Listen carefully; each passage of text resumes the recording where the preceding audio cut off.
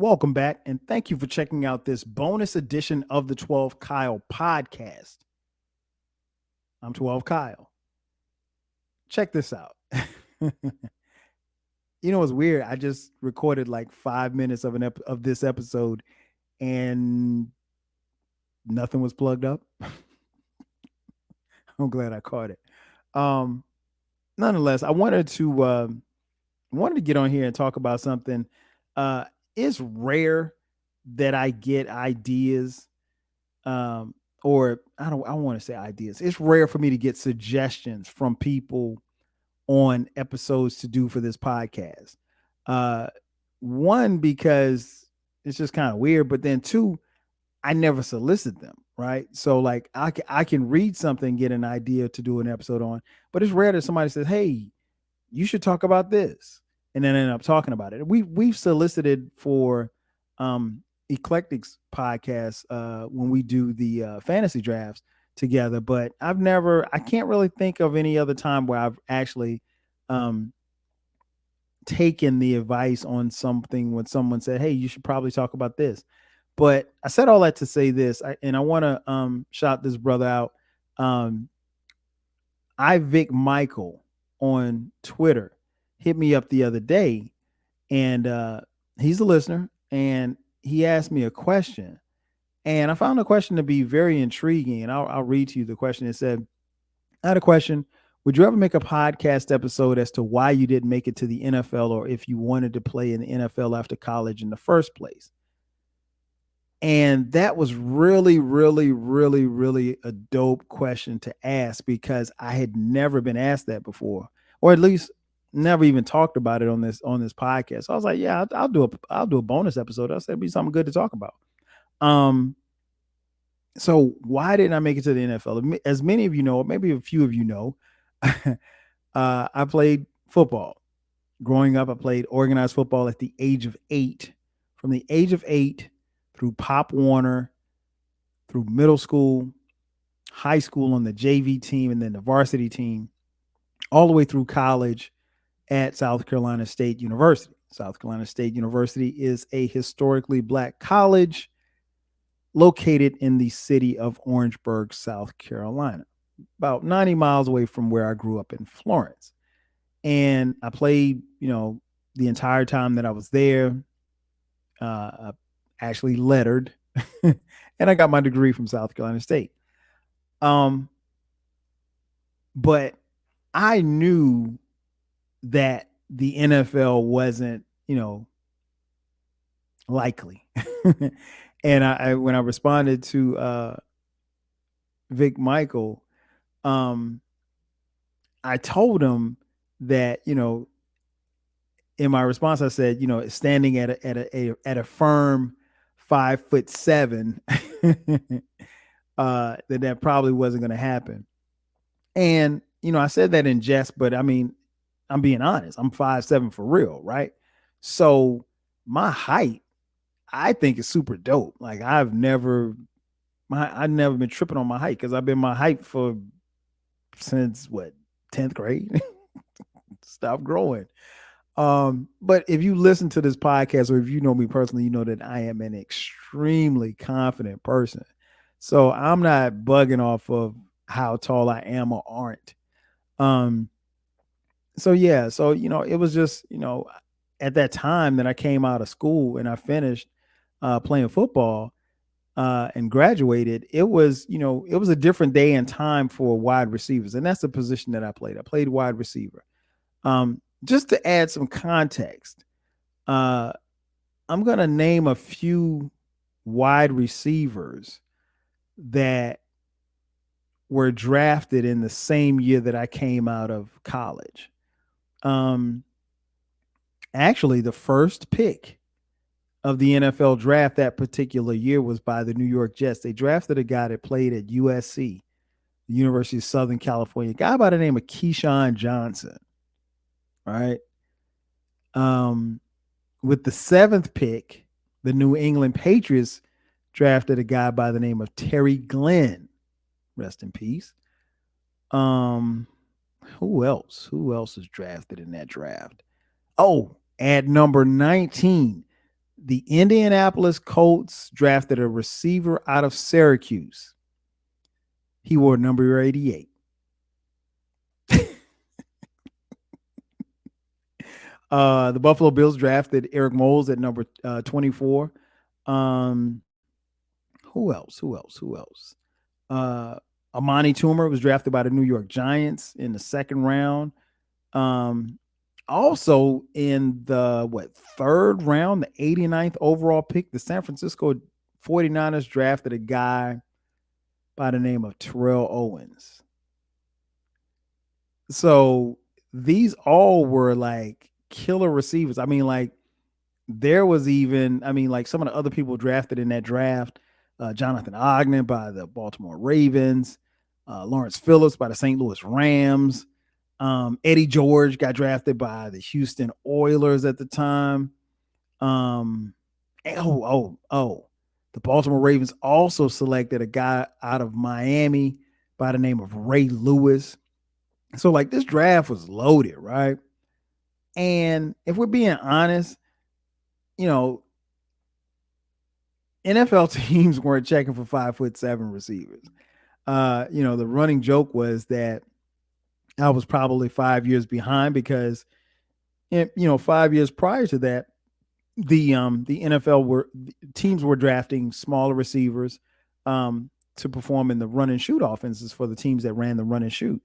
And the run and shoot was that offense was ahead of its time, but it was only a couple of teams running it. But I just honestly, man, I didn't have. I knew going in, like, the NFL was probably not going to happen. And then also, full disclosure, one of the reasons that I knew it was going to happen either is because of lack of productivity. I mean, I didn't catch a lot of passes. Like, we didn't throw the ball a whole lot at South Carolina State at the time. I mean, now everybody plays in the spread and they throw the ball all over the field and everything like that. And, back then, I had a few catches, but I didn't have a lot of catches. So it's not like, NFL scouts would come in like, hey, let's get the tape on that number 12 guy. Nah, it wasn't like that. So that was a reason. And then another reason, I'll be honest, man, like I lost a little bit of desire to play after I got suspended. And I don't think I've ever mentioned that on this podcast, but I got suspended for 2 games during my senior year. So what happened was, like most teams, you have curfew, right? And I'll never forget it. I went to pick up my girl. We went to go get something to eat. We got something to eat.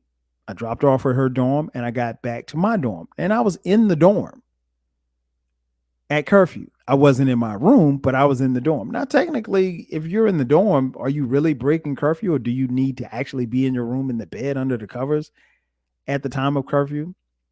Well, some punk ass rat fink grad assistant turned me in. And he knows who he is, so I'm not gonna mention his name. He ain't worth it. But yeah, he turned me in, and so my position coach was like, "You're gonna be suspended for the next game." And I was pissed. I mean, like, because again, I was in the dorm. It'd be different if I was down the street. It'd be different if I was at the club, but I was in the dorm. I wasn't in my room, but I was in the dorm. And full disclosure, there were other guys who were in the dorm that weren't in their room. But it is what it is. So everybody want to jump on old 12. But I guess if the letter of the law, which to me had not been drawn up, but if the letter of the law is that you have to be in your room, then by definition, then I guess I am breaking curfew, right? So I got suspended for a game, right? And then so the following game, my position coach, who I don't like, and I still don't like to this day, and I have nothing good to say about him, decides to tell me that, hey, you're not going to play the next game either. Well, wait a minute. Because it was me and one other guy that got suspended for breaking curfew, right? And the other guy only served one suspension. I've never heard of anybody serving a 2-game suspension. but he decided to just hack on a two game on another game because he said I left campus the week that I was suspended. Well, the team was out of town. The team, because the game we were playing against Bethune-Cookman in Daytona Beach, Florida, and I didn't make the trip. I couldn't make the trip because I was suspended. So was I supposed to just stay on campus for the entire weekend?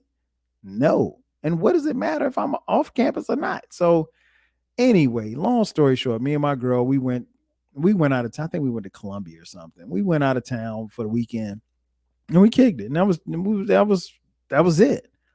So I get suspended for the second game. Here's the kicker. The second game was homecoming. So imagine you have given your blood, sweat, and tears. You won a championship, and it's your senior year, and you're the starting wide receiver for South Carolina State, and you get suspended for one game, and then they tell you that your senior year, the last homecoming game that you will ever play, you're suspended for that game. I was fucking livid. If I knew then what I know now, it would have been a problem. I think I handled the situation way too mature. I should have been immature. I should have acted an ass. I should have went I should have went as a plum fool. I should have done a whole bunch of things, but I didn't. I respected my elders. Because you guys know how I feel about my head coach. Now, again, this is coming from my position coach, not my head coach, because my head coach, I love him as if he's a second father, but he can't go across his assistant coach. He's got to roll with whatever the recommendation was for the assistant coach. So I had a meeting with the head coach, and I tried to go over his head. Well, not the head coach. I would try to go over my position coach's head, and I couldn't. And so my senior year, my homecoming game, I was standing there on the sideline with a jersey in my pocket. Oh, and by the way, we lost the game after having an 18 game home winning streak. You see how karma is? But I came back and finished the season or whatever like that. But that experience left a bitter taste in my mouth, and I was just like, fuck this. I got my girl. I'm trying to graduate. I don't care about nothing else but my teammates. And that was it. And I was mad at the coach. I'm not mad at him to this. I just don't I have no words for him. Like, if I see him, I can't even say that I'd speak. And it's not, I'll put it like this for those of you listening. It's not too many people that I dislike in this world.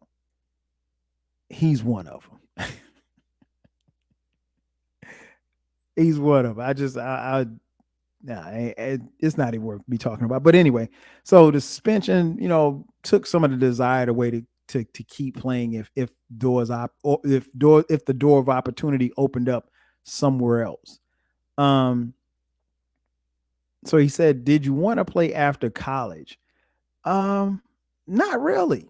Not really. I was by that time, and having gone through that experience, and you got to remember too, like, well, you don't know, but my junior year, we were the Black College National Champions. So to go from being the Black College National Champions to preparing yourself for your senior year, you thinking you're gonna ball out. I've that year leading into my senior year, that summer, I've never worked that hard before in my life at anything. I mean, my body, my mind, physically, mentally, I was prepared for everything that was going to come because I knew that, one, we were the defending champions. And so when you're defending champions, everybody's coming at you. So I got myself ready. And I don't think I've ever been more prepared for anything in life. And that season went south. And I think our record was 6-4. And like, it was just forgettable. Like, everything that you thought was going to happen, it went the other way. And so I wasn't really tripping on that. I was like, all right, this is it. And so I never forget, like, the last game of the season, I I stood at midfield and I took at the end of the game, I stood at midfield, I took a knee and I said a prayer. And I just prayed and I thank God for allowing me to play football because football is my first love. Before there was any girls, before music, before anything else came into play, it was football at the age of 8. And so like that's my first love. Um so no, I didn't want to play after college. I was cool.